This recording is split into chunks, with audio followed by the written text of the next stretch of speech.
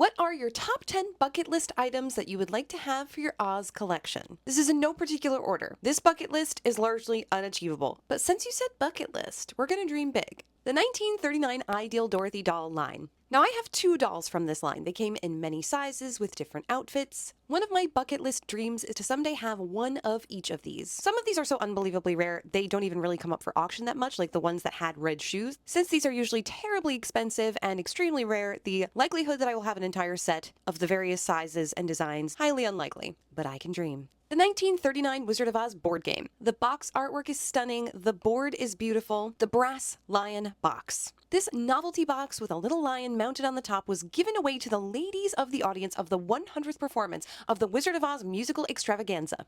The show opened in 1902. It's a musical version of L. Frank Baum's book that doesn't even close to resemble the book. The few times I've seen them come up at auction, they go for thousands of dollars. But they are beautiful, and I would love to own one someday. Bucket list. The Wizard of Oz children's clothing hangers. Now, I have finally achieved my goal of having one, but there was an entire set of these in this beautiful box. Mine is a Toto hanger, and he is derpy and cute and perfect, and I would love to have the rest of the set someday. A first edition of the Little Wizard Stories book of short stories by L. Frank Baum. I now have all 14 of the full-length Oz novels in their first edition forms. But I would love to add to that collection the Little Wizard Stories as well. A pair of Nessaros's silver shoes from Wicked the Musical. These stage-worn shoes are rare, difficult to find, but not impossible. But they are in high demand, so whenever they come up for auction, it's usually very competitive. These rare toys from the Tales of the Wizard of Oz cartoon. This little 1961 animated series was truly adorable, but the merch from it was very rare, so I only have a couple of pieces. They made these adorable dolls and this cute little Dorothy and Toto purse.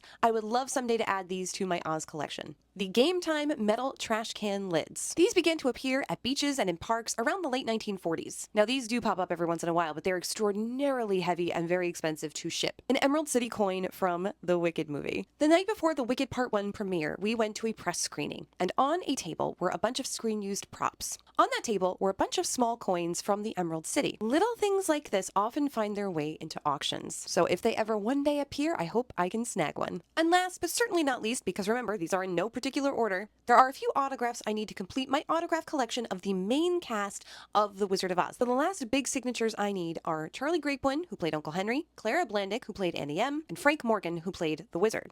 And that is my top 10 bucket list items I would love to add to my Wizard of Oz collection. Will I ever have them?